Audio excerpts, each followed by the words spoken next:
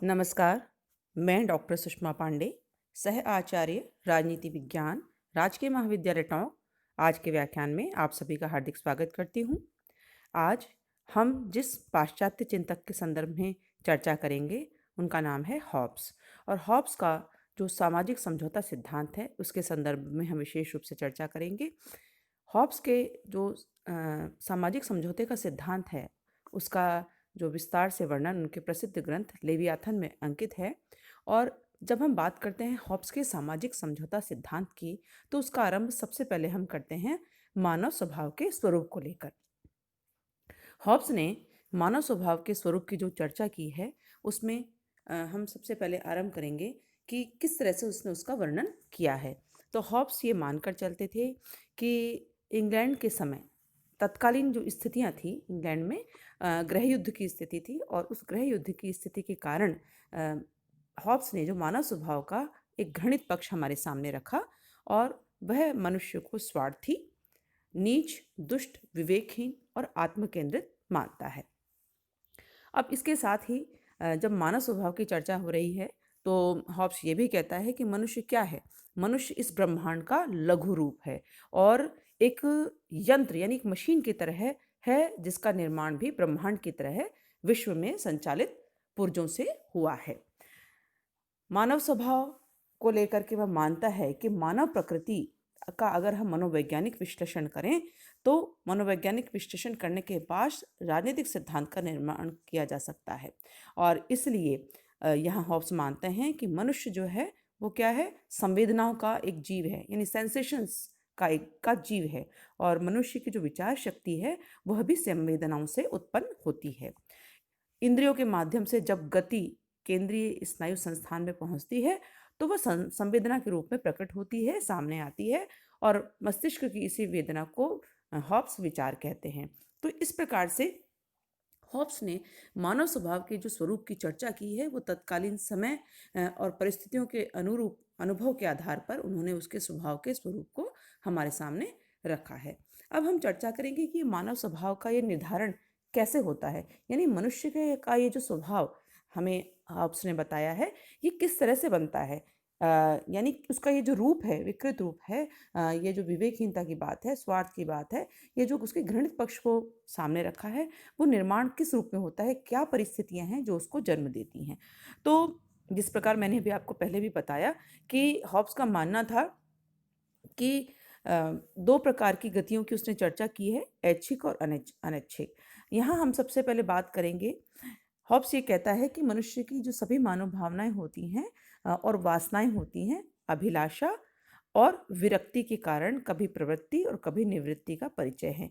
यहाँ अभिलाषा का मतलब डिजायर है और विरक्ति का मतलब होता है एवर्जन।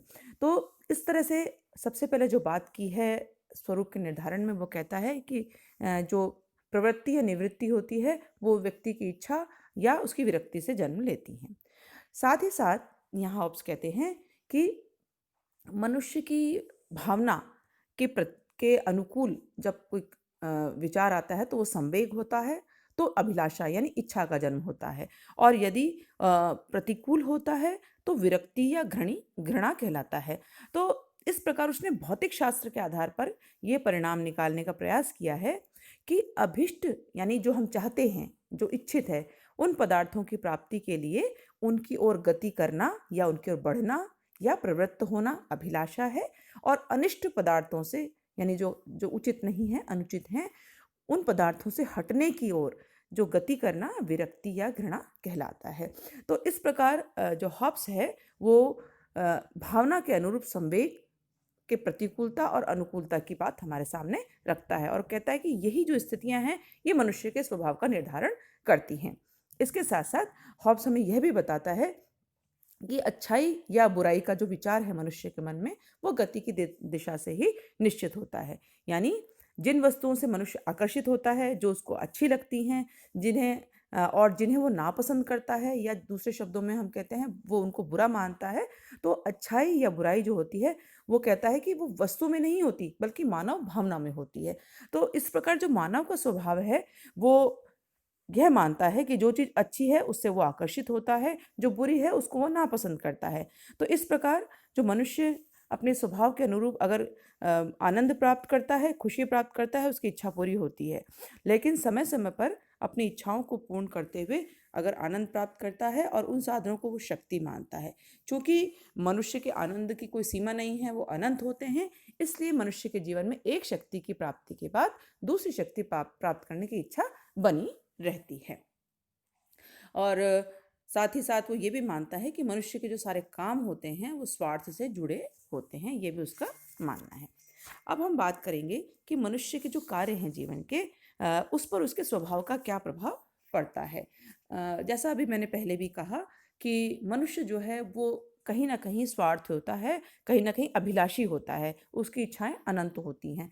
तो इन सारे कार्यों को पूर्ण करने के लिए जो कि उसके अभिलाषा या स्वार्थ से जुड़े हैं, मनुष्य किसी भी हद तक जा सकता है।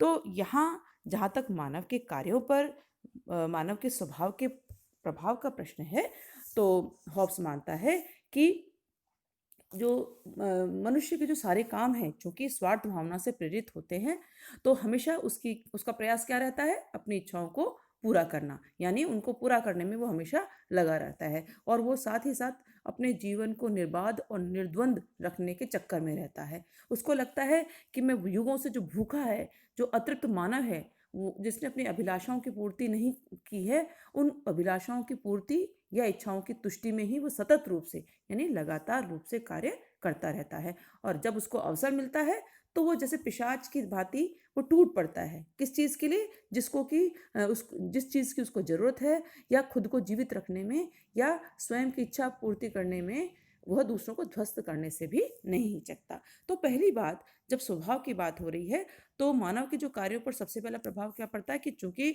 मनुष्य के सारे कार्य स्वार्थ से प्रेरित होते हैं, तो उन स्वार्थों को पूरा करने के लिए मनुष्य मानसिक दृष्टि से बुद्धिमान, धूर्तता और मक्कारी, यानी कोई भी स्थिति हो उसका स्वभाव उसके अनुसार उससे अधिक बलवान हो जाता है। समय और परिस्थितियां और उसकी अभिलाषा उसको ऐसा करने के लिए बाध्य कर देती है।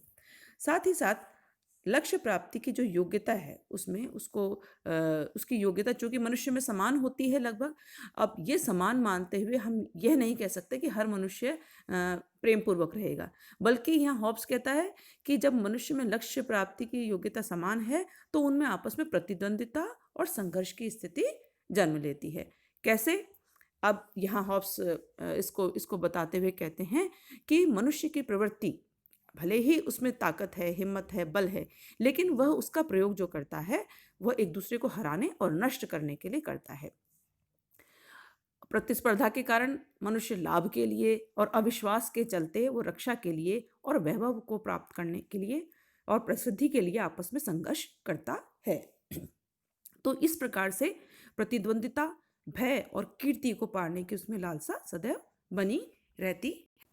और संघर्ष के जिस कारण की चर्चा मैंने अभी आपको की, जो बताया है कि व्यक्ति जो कि भय और कीर्ति और प्रतिद्वंदिता की आशंका से सतत संघर्षशील रहता है, तो ऐसी स्थिति में एक व्यक्ति हमेशा ये प्रयास करता है कि वो अपनी आकांक्षा यानी उसकी जो इच्छा है उसको पाने में व्यथित रहता है, और उसके लिए दूसरे की शक्ति या उससे अधिक वो प्राप्त ना कर ले, इससे उसको हमेशा डर रहता है, भय रहता है। और साथ ही साथ जब व्यक्तियों के एक दूसरे के साथ संबंध स्पर्धा, अविश्वास और कीर्ति की कामना से यानी यश प्राप्त करने की इच्छा से निर्धारित होते हैं, तो ऐसी स्थिति में मनुष्य क्या करता है, हमेशा दूसरों से तो उसको भय लगा रहता है। हालांकि वो खुद तो शांति चाहता है, लेकिन दूसरों से भयभीत रहता है। क्यों?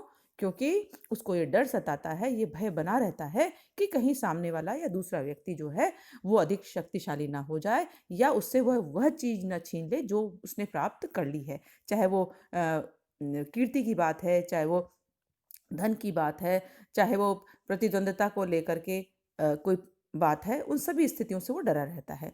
और साथ ही साथ मनुष्य के स्वभाव पर एक प्रभाव और क्या पड़ता है कि मनुष्य अपनी संपत्ति को और अधिक बढ़ाना चाहता है। वो चाहता है कि मेरे पास पैसा रहे, मैं धनी रहूं, मेरी कीर्ति बढ़े, मेरा यश बढ़े, और इसी के लिए वह अपने साथियों के साथ शाश्वत संघर्ष में संलग्न रहता है। तो ये जो लालसाएं हैं, ये जो अभिलाषाएं हैं, ये जो इच्छाएं हैं, ये मनुष्य के स्वभाव का तो निर्धारण करती ही हैं, लेकिन साथ ही साथ मानव के कार्यों पर भी उनका जो प्रभाव है वो पड़ता है। प्रतिकूलता या अनुकूलता यह स्वयं परिस्थितियों से उत्पन्न होती है, और प्रतिद्वंदिता और संघर्ष की जो स्थिति है वह भी परिस्थितियों के साथ जुड़ी है, क्योंकि जब मनुष्य में स्वार्थ भावना ज़्यादा हावी हो जाती है, इच्छा ज़्यादा जब हो जाती है, तो वह स्वार्थी बन करके संघर्ष और किसी के लिए कुछ भी करने के उसको हराने के लिए, कुछ भी नष्ट करने के लिए वो सदैव तत्पर रहता है। और जब उसे लगता है कि प्रतिकूलता की स्थिति है तो उसे हर चीज़ बुरी लगती है या उनसे वो दूर रहता है।